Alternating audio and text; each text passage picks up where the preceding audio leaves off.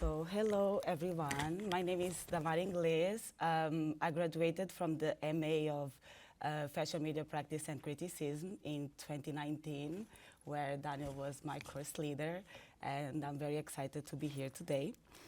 I work in the Metaverse, so I'm a Metaverse designer and strategist, and now I realize that I'm a little bit of an internet addict as well. And well, I also work with digital fashion. I come from a fashion design, fashion modeling background, and I also work a little bit with post-digital craftsmanship. So I love to work in the merge between reality and virtual realities as well. Working in the metaverse is super exciting for me because being, a fashion queen from Y2K, grew up as a teenager fashionista. The only next step that made sense for me was to start designing my own garments, starting designing my own identities using different technologies. And the most exciting part of this is that at any given moment, I can have over 50 outfits in my phone that I designed myself. So I could say that I'm always digitally dressed for any occasion. You will never find me, undressed or underdressed or overdressed in that context. Just to give a little bit of context, I work in the metaverse, which means that I work a lot with extended reality. And extended reality includes virtual reality that normally is associated with 360 virtual reality glasses like the Oculus Quest. Mixed reality, there is a little bit more of a holographic reality. So you could find it in the HoloLens by Microsoft or in the new spectacles by Snapchat. And I also work with augmented reality, which, is more associated with Snapchat and Instagram filters. Above it all, I love working with extended reality because it allows me to express my creative voice in so many different mediums. And I truly see that the medium ends up being the vehicle, the mode of transportation of my expression as a creative. So for this project, there was the fabric of reality. We developed this project in over 4 or 5 different formats. So we had virtual reality, augmented reality, live streaming, we had GIFs across the internet, and eventually we even had MP3 track that is on Spotify.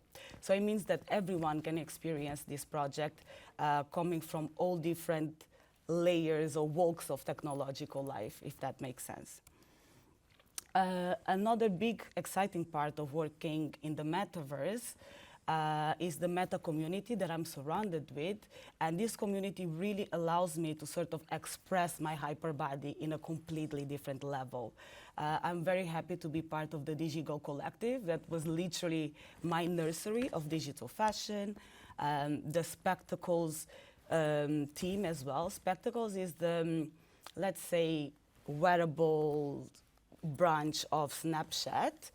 So I'm very happy to be an official lens creator for Snapchat and always have early access to their technology, but to also have access to such a big pool of creatives that are constantly questioning what is the next step of augmented reality, what is the next step of social interactions in the digital space. Above it all, I love to think about the intercultural and hyper-social connections within the metaverse and to dream about the metaverse as an evolutionary step of our interhuman experiences and not as an echo of the different categories of segregation that are already part of our contemporary discourse in real life. So when we start talking about metaverse building and hyperbodies, it's very important that we are not metaverse utopians, that we are aware that a big part of the world's population does not have continuous access to water, to electricity, left alone to the internet. So as early builders of this space, it's very important that we create formulas and ways of expression that make this space as inclusive as possible, right? There's nothing worse than joining a party and sort of feeling like the party was already thrown without you. So that's sort of the sense where I come from. So just to give a little bit of perspective of what I think are hyper bodies, I don't want to make any crazy mistakes, but from my perspective, a hyper body is an extension of the physical body that allows us to explore the digital and immersive spaces. I always think as my hyper body as sort of my evolutionary suit for social interactions. So when divers, explore the depths of the ocean, they wear diving suits and oxygen tanks and things like that. And when astronauts go and explore the cosmos, they also wear, space suits and helmets and all of these things. So what will we wear as the very early explorers of the metaverse? Is the biggest question behind my work and is the biggest form through which I express my hyper body. So for me, the hyper body, it's a mix between the notion of cyborg and the notion of the phenomenal body. So the idea is that, Frank Bioka states that the phenomenal body is sort of a constant competition between our physical body and our digital body. So our physical body is designed by nature, altered according to culture, it releases fluids, sometimes it reproduces, but one thing is for sure, our physical body will always die. On the other hand, our digital body is born from our interaction with digital spaces. It has a brain that is made of a cloud of data, is always hyper-connected and hyper-aware. And one thing that we are sure is that our digital bodies are theoretically immortal. So the phenomenal body, or the space where I find comfort in my hyper body, is in this space where I'm somewhere in between both realities, and I'm very able to sort of manipulate my own self-image in a very abstract way as well. The main point for me of the hyper body in the context of my work is that it really depends on, or it really relies on co-presence. I work a lot with augmented reality filters for social media or virtual reality interactive experiences. So it's really important that the user of my work feels that they are co-present with other users, or that they are going to share this experience with other users. And I always think that similarly to how the habit makes the monk, the phenomenal body is also expressed and refined through practice. So every time you wear your hyper body, it sort of becomes more of your own body. This is just a simple example. This is an analog photo that was taken of me for the Lisbon Fashion Week campaign. And on the other side, we have the sort of hyper body version of this image. So I'm going to tell you a little bit of my love story with my hyper body and my evolution with my own hyper body. It's not very focused on academia. It comes more from, the tech love story of a millennial. So my first hyperbody was my blogger persona and my blogger identity in my late teens. I created my identity. There was Dami, and she was the blogger of fashion masturbation. So at the time, all my friends knew that I was quite shy, quite socially awkward, but Dami was a character that really allowed me to express myself in a different level. Especially being, a black African woman from Angola, growing up in the diaspora in Portugal, and Portugal and Angola have very complex post-colonial relationships, I always felt othered. I always felt like the real reality was not enough to contain all the experiences that I wanted to have. So this is where I started using this self-curated identity that was sort of a wall of protection between my, let's say, shy, socially awkward identity and the world outside. So Dami was very useful for me. She was my kickstart at the fashion industry and allowed me to express myself through fashion and to really enter this space. The second stage of my hyperbody started with digital collages. So after experimenting with fashion, I started thinking, okay, but I really, really want to just go completely abstract. And I kept taking photos of, you know, the skies or trash I would find in the street.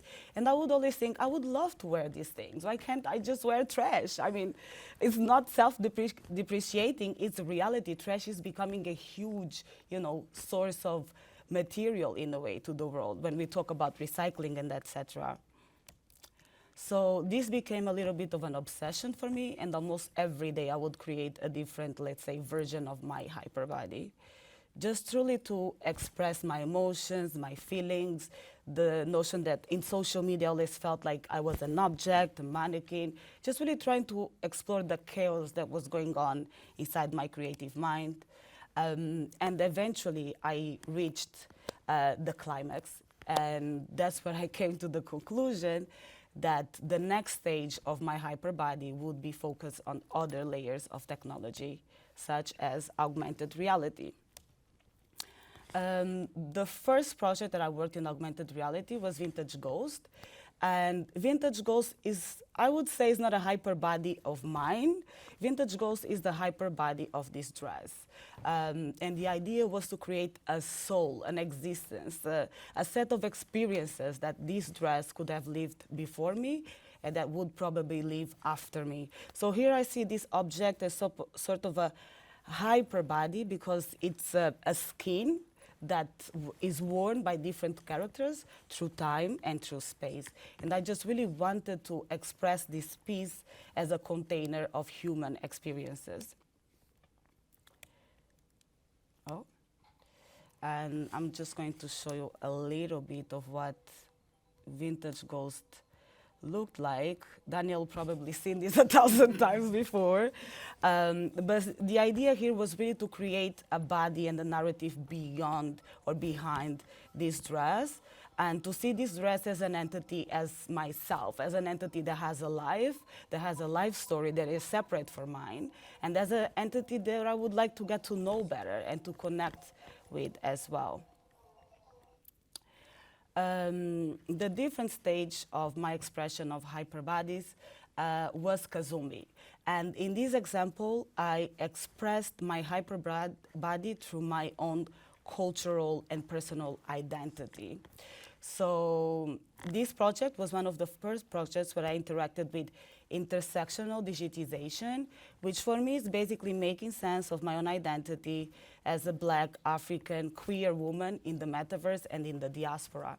So it means that in my work, I always try to bring everything that makes me me in terms of statistics, in a way. I try to represent the people that sort of come from the same walk of life as me. So here I used my own culture as a hyperbody and my own self as a container of tradition, cultures, and this sort of hybrid identity. The idea of this project is that Kazumbi is the spirit of the future, is a digital spirit, is the ultimate hyperbody that sort of reincarnates into you every time you open your Snapchat and see your reflection wearing this piece. Just to give a little bit of background in relation to the design of this piece, I took inspiration from the Zangbeto of Angola, the Himba tribe, and also from the Mumila tribe. So I really looked at my cultural background. I immigrated to Portugal quite young, so it was actually a very intense online, searching and talking with my father and with my aunties and trying to understand how I could put this together in a way that felt real for me, but that also felt real for them. And Kazumbi has two different parts. The first part is this set of different replicas of myself that kind of follow gravity and fall around the environment. And the second part of Kazumbi is a 3D full body wearable that is inspired in all of those different ethnic groups that I explained before. And yeah, so through Kazumbi, I really started to explore the notion of intersectional digitization, and it kind of extended through all of the projects that I created afterwards. And this project is Exodus, and in this project, I express another level of, or another sense of my hyperbody. That is the notion of digital tactility and long-term interaction with digital experiences. So this project was developed for the new Spectacles, which is a headset where you can see augmented reality in real time. And I was very excited to develop this project, especially because for me, it really releases extended reality fashion from, let's say, the core set of having to hold your phone all of the time to connect to a digital wearable experience.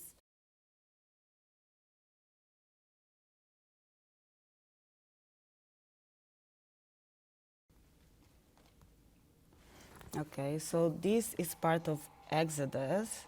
And the story of Exodus is that you have these sort of tentacles that fly around the body. And the idea is that as you move your body and they move with you, you sort of start creating this rhythm and sort of symbiotic performance with these pieces as well. And every time you activate the filter, these sort of membranes keep on growing and growing and growing. So it has 6 different stages of growth. It starts very small and then it gets bigger and bigger and bigger. And the idea behind this project is to really talk about these long-term connections that we are starting to develop with our digital experiences as well. Another element of my hyperbody is, or another way in which I express my hyperbody is virtual reality. And virtual reality is just a completely different way of expressing or of feeling your body because it's not a physical experience at all. The first time that I connected in virtual reality and I looked down and I had no body, I literally felt like I was going to fall on the floor. And many people have very visceral reactions to virtual reality spaces. So with virtual reality, my specific sort of love for virtual reality came with Google Tiltbrush. There is a software where you can basically design in virtual reality. So it's a mix between drawing, sculpting, and you are creating this space, but at the same time you are inside the space. So I guess you are the creation of the space as well. So it's a very, let's say, a very complex cognitive process for me, at least personally. And in this experience was the first time that I really came out of the closet as a fashion tech cyborg and really saw the potential of human-computer interaction and performativity as well. I saw my body as a tool of the digital, and I saw these digital tools as a natural extension of my body, which really made me think that I would say the human brain is like a snail and is always looking for a different shell. If you find anything that the human brain feels like it can occupy, it will feel that and be like, this is my body. This is the body that I have as of right now. So this is a great, great way of expanding sort of my notion of body, my notion of self, and my creative body of work as well. Another video that will probably not play, but this is the video of the Fabric of Reality that was a very immersive, the first of its kind, fully immersive digital fashion show. The most exciting part of developing this project in virtual reality wasn't even the process of designing just in virtual reality, was the whole social interaction that exists within certain virtual reality spaces. So I don't know if any of you have been to the Museum of Other Realities, but it is a virtual museum. I call it like the MoMA of virtual experiences. And the Fabric of Reality was exhibited there. And I don't know if you can see here this little purple avatar with prickly hair, and that's me. That was my avatar during the opening of the Fabric of Reality. And in here, you can find me again wearing this weird orange dress. And in these two instances, I'm not there as a designer. I'm not just there as a visitor. I'm there in this sort of weird space where I'm a visitor to the own experience that I created. I'm not there physically, but I'm meeting hundreds of people that I never met before. And it also allows you to really see, at least for me, to see that, you know, the extent of in which my own personality sort of bleeds through all of my different hyperbodies. So even being in virtual reality behind the headset, I was still able to be a little bit nervous before speaking in public. Another way to which I express my hyperbody is definitely the avatar body.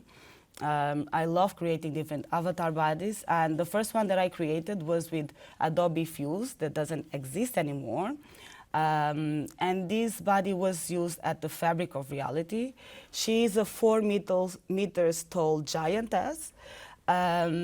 She's sort of the beginning of a ritual, this rite of passage between the physical reality to this new layer of immersiveness that we are kind of starting. So she walks around and she says, we are the very early explorers of the digital age. You know, we are the cave painters of a virtual era that is about to start. And I really wanted this character to feel like the horizon. I wanted the audience to look at this character and feel like they were looking at the sunset. So I took inspiration from the sunset from my home city, Luanda, that is in the line of the Ecuador. So it's very orange and blue and red. It's really intense sunset. And I sort of reflected those lights into her skin so that she would sort of shine and translate this idea of looking at a new dawn, looking at a new beginning. A very exciting part of this character is that she's more famous than me. She's been featured in a lot of different media articles. And through a while, if I Googled my name online, she would appear even more than myself. So she completely took over my identity.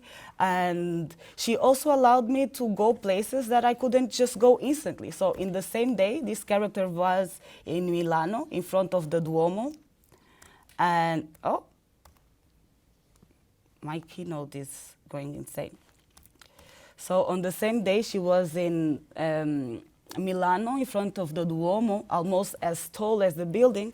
And 2 minutes later, she's inside someone's living room. So this hyperbody really allows me to have an intimate relationship with everyone that interacts with it without me being there. And there she is in all her beauty and in this beautiful world that just by looking at this character, I instantly am immersed into this space as this character. It's a very weird sensation to explain. Another avatar that I used was during the Crypto Fashion Week. Oh my God, the video will not play as well. Wow, it was part of the Crypto Fashion Week that was in March. And I was a model when I was younger, but I stopped modeling a while ago. And curiously, this avatar is actually able, you know, to catwalk in sort of the global stage. I really want to show you one of the videos that are very important to me, because this avatar was in a way the first time that I expressed, let's say, very personal emotions through the avatar body. And it's very curious to me that, you know, only as this digital body, I was able to speak about really difficult things of my own life. So just to give you a context, this is her.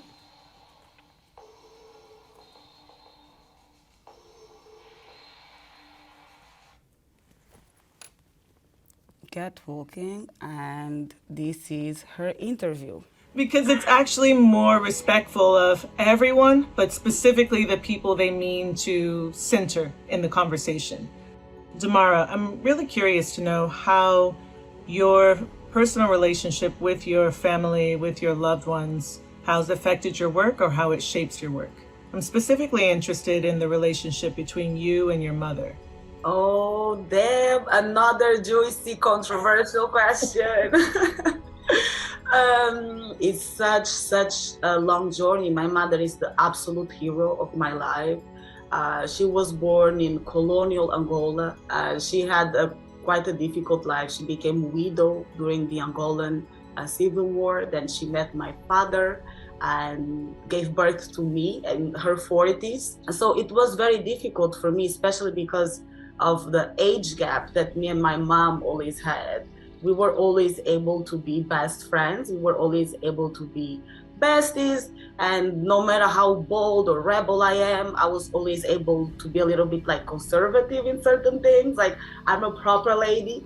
And my mom as well, her being like a proper lady, she was also able to get into my vibe. She would always be like, damn, everyone is looking at you. Do you feel okay like that? So when my mother started getting sick, it was a very, very difficult time for me, I must say, if not the most difficult. Until this day, it is the absolute pain to my soul. The fact that my mom has Alzheimer's, the fact that from the moment that I was 16, I was fully aware that in a few years, she would not remember my name anymore. And especially the fact that the last time that she actually said my name was around 8 years ago. So sorry, I'm getting a little bit emotional. So it's a little bit of it's a very hard So emotional this hyper journey. body is a body that doesn't look that much like me, but actually allowed me to express sides of myself that I've never expressed before. That's why it's a hyper body that is so comfortable for me to exist in as well. Because hyper bodies are theoretically eternal. They exist in that specific time, but they exist there forever. Now, very quickly, because I know the time is running short, I worked in a different project. This project is a sort of post-digital craftsmanship that I was talking about, where I expressed this sort of I became this hyper body slash hyper object. And this project is Pensatriz and is inspired by the traditional Afro hair combs from the Choco tribe in Angola. And the thinker, it's a big, big part of Angolan culture. The thinker signifies, you know, maturity, masculinity, strength, determination. And I really wanted to re-artifact this artifact. I really wanted to look at it from my own personal experience and to create a new artifact based on new systems of production as well. So the inspiration of Pensatriz was this traditional Afro comb from the Chokwe tribe, and most of these artifacts are actually in British museums and in French museums. We don't have these combs in Angola, you know. Actually, in Angola, we see them as so ancestral that the people that used to make these combs don't even make them anymore. So it's very weird to be in between this idea of, you know, an ancestral past that is actually a few decades ago past that is now being replicated into a feature. So I created a replica of myself in DAS 3D. And after creating this replica, I started posing her in different ways until I sort of got the set of Afrocoms that I wanted to get. I really wanted this character to to look like she's thinking, but to also look like she's just looking out of the window and staring at the audience. The idea is that this object started as a digital object and ended as a physical object. So I really want her to look like she's peeking through a window and kind of wondering what's happening in this reality. And this was the final result of the Afrocoms that ended up being exhibited at the Galeria Filomena Soares in Lisbon, and was accompanied by video art piece.